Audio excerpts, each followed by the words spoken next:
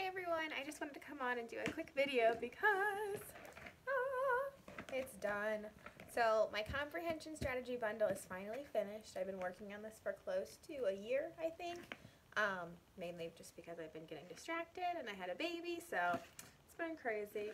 I just want to do a quick video to tell you a little bit about it. I don't like doing videos, but this is probably the best way to show it. So I'll just kind of go through the boxes and then answer some of the questions that I usually get. So if you own my decoding strategy bundle, it has the little animal strategies, but for comprehension. So it's a little similar that way. It's set up in a similar way, but it's a little different the way I've done it since that one was phonics and this is comprehension. So I store it in this. This is the Recollection Crafts Keeper. You can get it at Michael's store or you can get it online on Amazon. Let's see. So the first one in it, I have, this is inferring iguana, so making inferences. So I have that one box just inferring with pictures, inferring with riddles. So for this one, set up kind of the same way if you own the decoding strategy bundle. It's a little different because I had several clipped together because it was different phonics concepts. These are all just one goes in each box, if that makes sense. So it has the directions at the top, then it has a little I can card. So this is just an example. So what do you think the boy's going to bake? They would use the clues on the card. So they would maybe look at this, the recipe and the cake, and they would infer that he's baking a cake. Why do you think the boy is crying? Different things like that. So it's using pictures to make inferences. So the next step is inferring with riddles. So set up the same way. This is, it just has 3 clues and then what am I? So this is, I am little and have dots. People roll me to use me. You need me to play most board games. So I have this too if you want to use it and put the pictures on the back, or you can have kids match them. It's on a separate page. I just chose to glue mine on the back. So all of them have that. Oh, my battery is dying. Let's see if I can make this through. All right. Next one is Curious Cat. So 2 for that. Forgot to mention there's 8 strategies. There's 2 for each. So this is Curious Cat, and that is where you make predictions. And there's my Curious Cat. The first one is, it's called Predict a Book by its cover. I came up with this one because my kids have a tough time. We do a lot of predictions before we read books, and a lot of times they just read the title and they tell me that's their prediction, but I try to get them to work on telling me more. So that's kind of why I came up with this. So it just has a little book, the title and the picture. This one says, Kim learned something new. So they would look at the picture. She's wearing like a little chef's outfit. So hopefully kids will be able to tell you that she's probably going to learn a new recipe. She's going to learn to cook, something like that. So rather than just reading the title, just encouraging kids to tell you more, because I know a lot of teachers do that before they begin guided reading. So that's that. Here's another one. Sam's day. So hopefully they can make a prediction that doesn't look like he has a very good day. Be able to tell you a little more about that. Next one, what will happen next? So this has a bunch of different passages. And it has the beginning of a story, and they'll tell you how it ends. They'll predict how it ends. So it just has a little story. I won't read the whole thing, but kids will predict how it will end. So there's some clues that help them out. Next one, 2 for Digger Dog. This is using details to find the main idea. So there's details with pictures. Dig for the main idea. I'll kind of talk about that one. Actually, I think I changed this one. This is just details with sentences, but it's still the same. I just changed what I called it since editing it. So this one, I like to store mine with a dry erase marker. It gives a main idea. Kids will use a dry erase marker to circle the details. So, put my camera down. Hopefully you can see. Let me see. So it says we can help the planet, so kids will circle the pictures that support that main idea. Hopefully, yep, you can see that. So that's that one. Details with pictures. Oopsie daisies. This way I don't do it.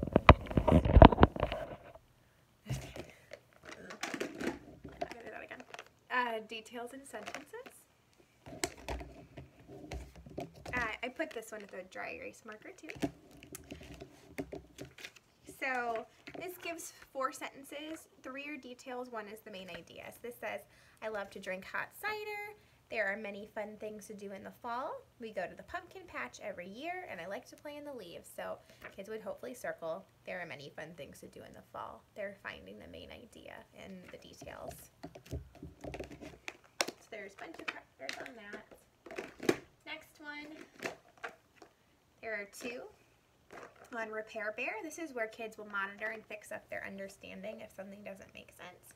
This is choose the word and using context clues. This one is really similar if you own my decoding strategy bundle. It's a little similar to the try and lion, how I kind of formatted that. So it gives a sentence and students will pick the word that makes sense. So I try to make them similar so they really have to monitor what they're reading to pick the one that makes sense. This says, my hair has gotten so long, it's time to get it curled or cut. So hopefully they take their dry erase marker and circle cut. And then the next one, using context clues. It just gives a sentence and kids will pick the meaning of the word and using the context clues. And I gave 2 choices on that one. So if you want, you can read both choices, or you could not even give students choices if you want to make it a little tougher. Next one, I know I'm going through these kind of fast. Spinner Spider, that's where you make connections. So the first one is just make a connection. It just has a bunch of different pictures, so I tried to make them ones where I figured kids could make connections to the picture. So it's just pictures for kids to practice making connections to, just telling you more. The next one is what kind of connection. So kids would say if it's a text to self, text to text, or text to world connection. So just for example, this says, for dessert, Addie had a cookie. She asked her mother for a glass of milk to go with it. So they're going to choose which kind of connection they can make. So maybe they can make a text to text. It reminds them of to give a mouse a cookie. Maybe last night they had a cookie for dinner and they wanted some milk. So pick their connection. The next one is picturing penguin. So there's draw what you read, and then there's choose the picture. So the first one, draw what you read. I have an example. I just have little stories, and I tried to make them pretty descriptive.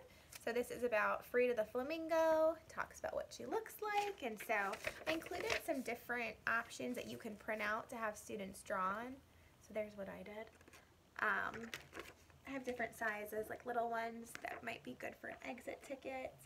I have a big one, or you could always let kids use scrap paper, or they could use their dry erase boards for this one. So they can read it, or you can read it to them. I wanted to mention that with the rest too. You can always read these to the kids if they're too difficult, or you can have them read them themselves. So that's the first one. I don't remember if I mentioned this either. So this strategy is visualization. So they're visualizing what they read. The next one is choose the picture. It has a sentence and then 2 different picture options. Kids will circle with a dry erase marker the picture that makes sense. This says, after the rainstorm, Finley went outside and jumped in puddles. So they really have to read and then decide which one matches the sentence. The next one is questioning Al. That's where you ask questions before, during, and after reading. I think I got all of them. Yes. So the first one is ask questions. And so like I said, it's before, during, after reading. So I did a couple that had a book cover so kids can ask a question to that.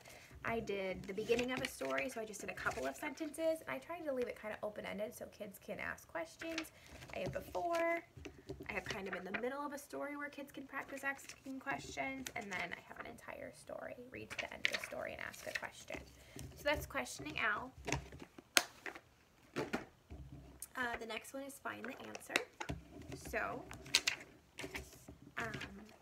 has a little question that somebody asked about the story, and then kids are going to read the story and find the answer. They could use a dry erase marker if they want to underline it. So it kind of gets them practicing looking for details in this, or looking for answers in the story too. The last one is Jabber the Reteller, and that is where students retell what they read. So there is identify story elements and then retell the story.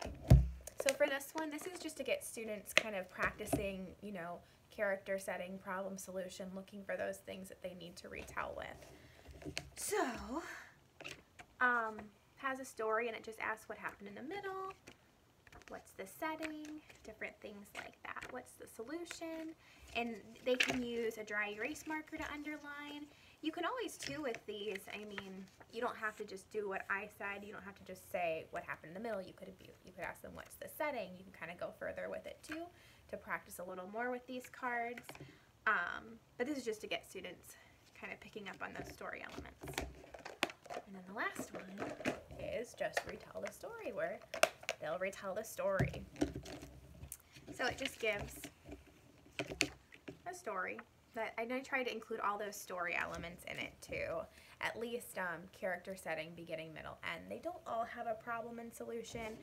I included with them too just these little, these will fit in the box too, so they can kind of tap and say the setting, the character, and then keep those in mind as they retell.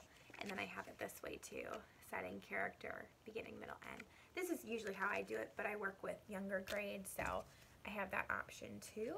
Something I like to do with this too, and I'll put the camera down, hopefully it doesn't fall.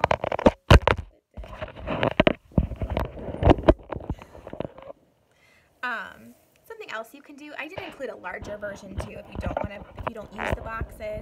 You obviously don't have to do that. Let me see. So you can have kids squish the Play-Doh. They can kind of go through and say, in the forest, the frog, you know, and go through and tell the different story elements as they do it. So it makes it a little more fun than just retelling. Sometimes that one can get a little boring.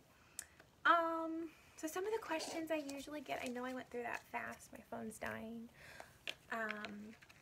Some of the questions I get asked a lot, you don't have to use these boxes. I just like to store mine in it. Makes it easier for me.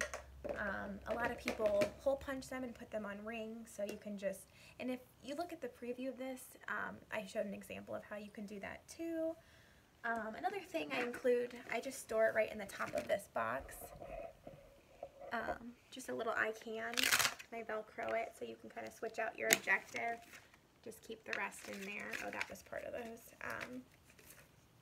Yeah. So you can just kind of switch those out to show the different objective, what you're focusing on. People ask me a lot how I use these. I use them a lot to begin guided reading. You could even maybe use them at the end. I'm trying to think of other questions. I think I mentioned where I got this from. I'll link it too. This does, if you don't have access to color printing and lamination, I don't think I'd recommend purchasing this just because you do, it is a lot of printing, I'm not going to lie. You definitely need access to that, and I would recommend laminating the card. So I just don't want anybody to purchase it and not be happy and have it be too much work.